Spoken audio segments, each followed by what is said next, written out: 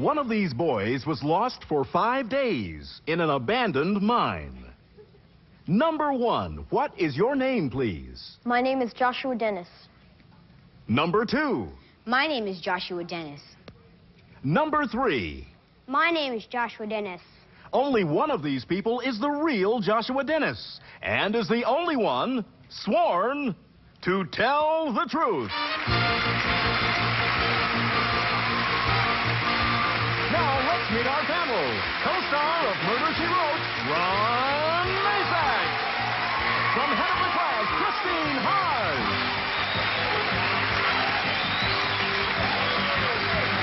Actor and raconteur, Orson Bean. And to tell the truth, very own Kitty Carlisle. Here's the host of To Tell the Truth, Lynn Swan.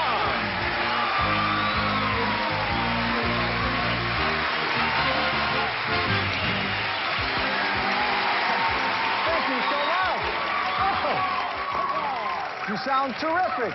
Good morning, panel. Good morning, Smarty. How are you today? You look handsome and rich today. Handsome and rich? Old money. Go on. Not nouveau riche, old money. I better start looking through my old clothes to see where it's at. Thank you very much for being here. Let's get started with our first story presented by these challengers, all three of whom claim to be Joshua Dennis. And this story is very, very fascinating, so please read along with me. I, Joshua Dennis, was lost for 5 days in an abandoned mine.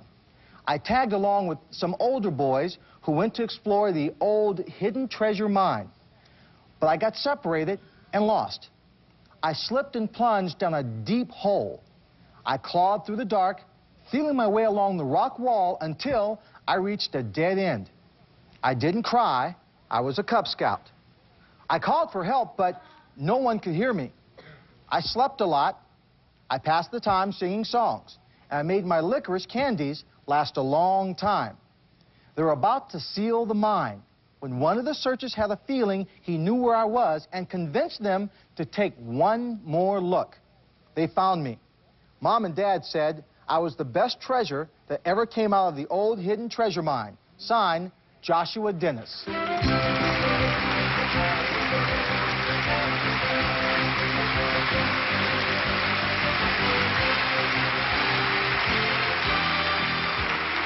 We'll find out more about this courageous Cub Scout after this.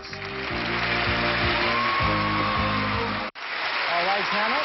These three young people all claim to be Joshua Dennis, a boy who spent 5 days lost in an abandoned mine. So let's start the questioning with Kitty Carlisle. Thank you.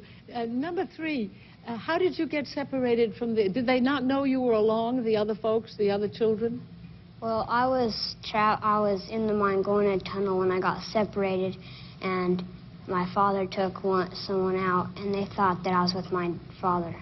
And number 2, how many licorice candies did you have? I had a total of 10 little licorice nibs, like little tiny things. Number 1, how many did you eat at a time? Well, I didn't really keep track of time. You know, it was pitch black in there, so, you know, just every time I couldn't handle it anymore without eating, I just would eat one slowly. Number 2, did you pray? Kitty, thank you very much. Orson? Little licorice nibs, eh? Number 3, did you have that? Not red vines or anything, right?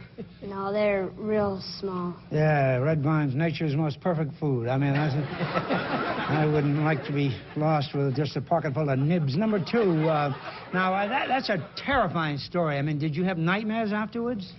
No, but while I was in the mine, I had, like, dreams of me eating a hamburger, and then it would just disappear. I can imagine a Big Mac attack on the bottom of a mine. Number 1, what was the worst moment? Did you ever think they're going to seal that mine and I'm history? No, I knew they were going to find me. I knew my dad was going to find me. There was never any doubt. That kind of faith wins out. Number 3, did you ever read Tom Sawyer? No, I haven't. He gets lost with Becky in the cave. You were alone. At least he had... Yeah, thank you. At least Tom had company. Christine. Number 1, were you really a Cub Scout? Yeah, I was a Cub Scout, but this was a Boy Scout outing. Oh, what's the Boy Scout oath? Can't remember right now. Okay. Number 2, how long ago did this happen? This happened a year ago. About, a year and a month ago. Number 3, what were the thoughts that went through your head while you were there in the pitch black? Well, I knew that I was going to be found, and I just didn't know how long it would take. Number 2, what'd you do about water? Did you get dehydrated? Yes, I was very dehydrated. When I came out, my stomach was like this big. Like so. No. Or at least it felt like it was that big. Ron Masak. Number 1, what songs did you sing? Well, I sang Take Me Out to the Ball Game, Jingle Bells, just anything that would keep my mind off of my situation. Good for you. Number 2, how deep was the hole you plunged down?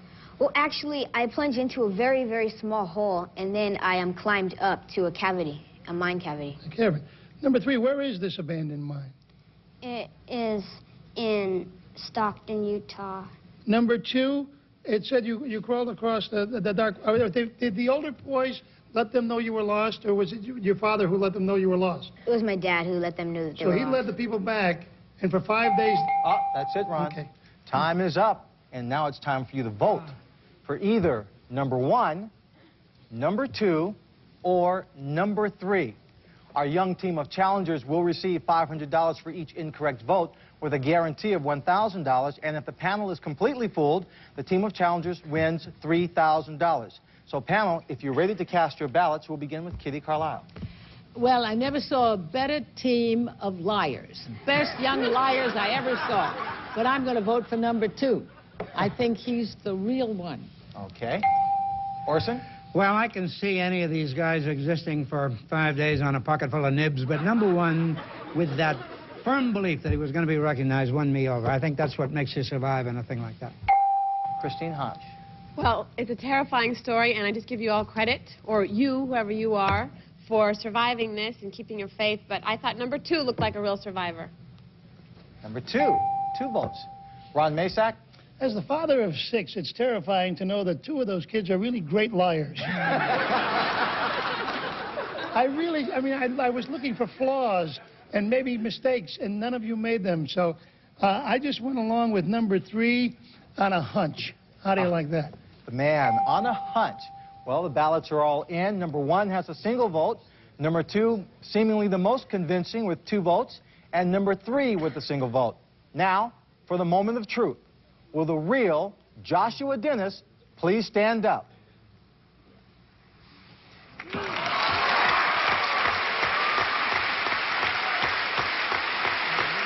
you have such great instincts. That's terrific. Let's find out who the imposters are. Number 1, what's your name and what... I can't ask you what you do, so what school are you from? Okay, my name is Ross Franklin, and I'm from Magnolia Elementary School in Upland. Okay. Number 2, your name and where you're from. My name is Jared Kennedy, and I'm a 7th grader at Hermosa Valley Middle School in Hermosa Beach. Wonderful. Well, there were 3 incorrect votes, and at $500 apiece, your team will receive $1,500. And now, Joshua, we have the man who actually rescued you here with us. His name is John Skinner. John, come on in.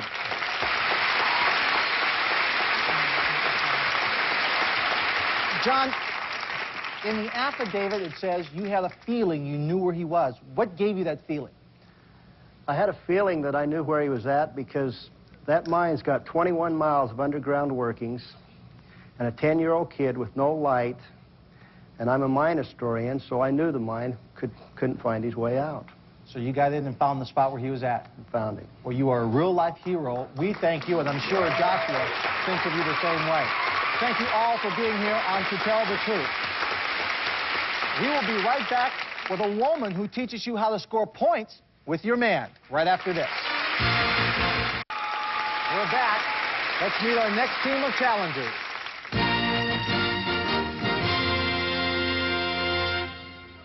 Number 1, what is your name, please? My name is Cheryl Smith. Number 2. My name is Cheryl Smith. Number 3. My name is Cheryl Smith. Well, it's up to you, panel, to locate the real Cheryl Smith, and here is her story. Please read along with me. I, Cheryl Smith, teach a football clinic for football widows. My man eats and sleeps, lives and dies for football. And when your man loves the game that much, it's easy to learn to hate it, unless you know as much or more than he does. That's what my classes are all about. I teach classes in football history, offense, defense, and special teams. My students learn about a wishbone, a tailback, and what a monster man is, and the difference between a split end and a tight end. One man brought his wife to the clinic and later claimed I saved their marriage. Never again will he yell, "For Pete's sake, honey, you're rooting for the wrong team." My man yells a lot, too. You see, he's Larry Smith, the head coach of the USC Trojans. Signed, Cheryl Smith.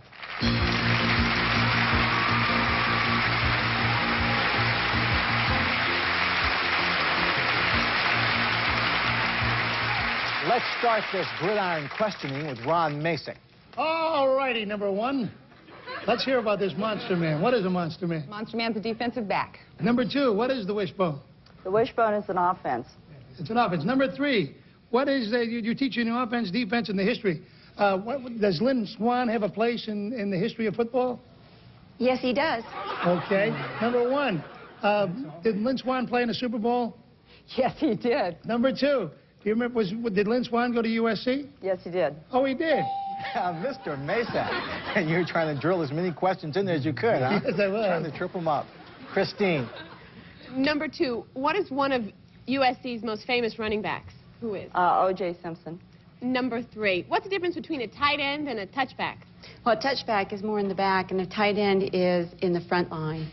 And number one, what do the husbands feel about the women joining in on the football? Oh, can I speak clearly, please? When they come to the clinic, Exactly. most of them are really pleased because women become really vocal and supportive fans once they know what's going on with the game. Christine, you seem really to know your football. Yeah, really, absolutely. Orson. Number two, you got a hell of a pair of shoulders there. Thank you. Are you women referred to as Monday night widows? Which number would you Number like? two. Probably. Number three, do you really believe you have saved marriages with this class? I hope so. I believe I did. At least one. All right. Number one, are divorce lawyers frequently called on Tuesday morning after one Monday night too many? I try not to handle that particular aspect in my clinic. Number one, do the women really learn to love football or just learn to tolerate their husbands loving it? I think it's about 3/4 to a quarter. I think 3/4 of them really end up loving the game because there's a lot of strategy involved. Number two, the ones who learn... Orson, thank you very much. Kitty, the expert on football. Oh, yeah, Go ahead. absolutely. Number two, how long would it take to teach me the game, for instance? Well, it depends upon how much you know. If you know nothing, I do about 8 hours of lecturing. And number three, what about the fellows who don't care whether you know the game or don't know the game, but just want you to sit there with them while they're watching? Well, then you get to learn more than they do. And number one, why are you wearing that thing? Because the producer told us to. And the time is up. Very honest answers here, Kitty. Now it's time for you to vote for either number one, who was forced into it by the producer, number two, or number three. Panel, if you're ready to cast your ballots, we begin with Ron Masek. Well, Lynn, this is one of those sneaky producer things again. I eliminated number three because she said a touchback is, as we know, a term in football where the team with the ball gets caught in their own end zone. I knew that. She knew that. So it came down to number one and number two for me. Now, I can't imagine Smith's wife not wearing number one unless she really thought her husband was number one and she'd be okay wearing number two. I went for number two. You went for number two. Somehow, I think I understand that, Ron. Yeah. Well, number one, you know, number one. Number one. Christine. Well, I'm the only girl in a family of 4 boys, so I learned football early on. It really came down between 1 and 2 with that touchback, tight end, faux pas, so I just went with number one. Okay. Number one gets one. Well, I know less about football than Kitty Carlisle. I mean, you know, when I was in high school, the big stalker guys who were the football players taking out the cheerleaders, and I hated them, and I still do. I beg your pardon. Nothing personal. In baseball, you know, skinny guys, fat guys, old guys, anybody can play baseball. But... Yeah. I voted for number three before I heard that I was a fool, and so I left. So a vote for number three. Kitty. Oh, I had it very easy. I know so little about football, but I did vote for number two because she said she could teach me the game in 8 hours. In 8 hours. Well, a vote of confidence for number two. The votes are all in. The panel is split. 1 vote for number one, 2 votes for number two, and a single errant vote by Orson Bean for number three, according to him. Well, now let's find out who the real gridiron gal is. will the real Cheryl Smith please stand up?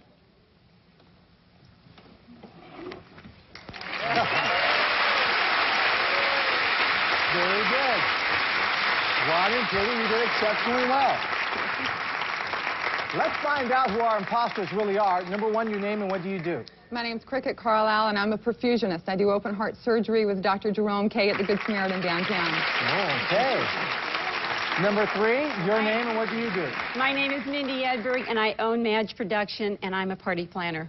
Wow. Something we could all use. Well, there were 2 incorrect votes at $500 a vote. Your team receives $1,000. And now, let's meet the head football coach at USC, Larry Smith.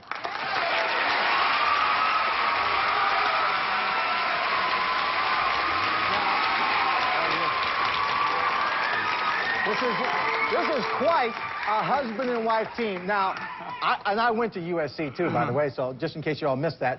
But Larry, what I want to know is, after a game, and you're going over this, what happened in the game, and Cheryl comes to you and tells you, Larry, I think you made a mistake. Do you listen to her? Well, I tell you what, I do look at the film of what she says. So she picks out a lot of things that I don't see on the field because, you well know, it's easier to see a game and you see a lot more from the stands than what you do on the field when you're down there ground level. So we do miss things. And she's right sometimes, but sometimes she is... she's wrong, too. Spoken like a great coach and husband. Larry, thank you very much for being here. Thank you, Cheryl. Thank all of you for playing To Tell the Truth. We'll be right back to play one-on-one with someone from our studio audience right after this. Now it's time to play one-on-one with someone from our studio audience. So, Burton, who do you have for us today? Lynn, meet Helen Seno of Carmel, New York. Hello, and welcome to Tell the Truth. Thank you very much. We're so happy you're here. You're going to get a chance to play right now. Here's your chance to play one-on-one. I want you to meet a lady who has 2 stories. Her name is Deborah Worksman. Welcome, Deborah. Now, Helen, Deborah is going to tell us 2 stories, only one of which is the truth. And Helen, if you can spot that true story, you'll win $500. Now, let's listen to Deborah's first story. I've been imitating voices since I was 6. I'm the voice of Bart Simpson. Now, that may or may not be the truth, Helen, so let's listen to Deborah's second story. I'm the editor of the Quail Quarterly. We report everything you ever wanted to know about Vice President Dan Quayle. Now, panel, to help Helen win $500, we'll ask you one question about each story, or let you ask one question about each story, starting with the first one, the voice of Bart Simpson. Kitty? Thank you. What was the first imitation you did when you were 6? When I was 6, I imitated Pebbles Flintstone. Orson? Does cowabunga mean anything? It means just what it sounds like. All right. That tells us a lot. Christine? Who plays the voice of Bart's teacher? The voice of Bart's teacher is played by Ellen Goodman. Okay. What show did The Simpsons originate on? On the Tracy Ullman Show. Okay. You've heard Deborah's first story. Now, story number 2, the Quail Quarterly. Kitty? How many subscribers do you have? The Quail Quarterly has 6,000 subscribers. Orson? I feel I know more than I want to know about Dan Quayle. How many times a year does the Quail Quarterly come out? Quarterly. Thank you. You might put that one in there. Who knows? Christine? Where is the quarterly distributed? It's distributed nationwide. Ron? Why do I have a feeling Dan Quayle and Bart Simpson are... There's a little... Did you ever see a picture of them together? Was the Vice President's Reserve Group called up recently for the Mideast crisis? Oh, no, it wasn't. Okay, that's it. Now, Helen, you've heard both stories, the cross-examination. Is Deborah the voice of Bart Simpson, or is she the editor of the Quail Quarterly? I think she's the voice of Bart Simpson. Okay, well, let's find out. Deborah, what's your true story? To tell the truth, I'm the editor of the Quail Quarterly. I'm sorry, Helen. You don't win the money, but we do have a lovely gift for you. Thank you very much. But, Deborah, for stumping Helen, you get $1,000. Now, we have a shot of the Quail Quarterly, and let me ask you, do you have a favorite Dan Quayle quote? Actually, I do. I have 2. He told a Republican group in Arizona that if we don't succeed, we run the risk of failure. And when asked about the Iraq crisis, he said that we are prepared for any unforeseen event that may or may not occur. He's our vice president, and we'll be right back after these words.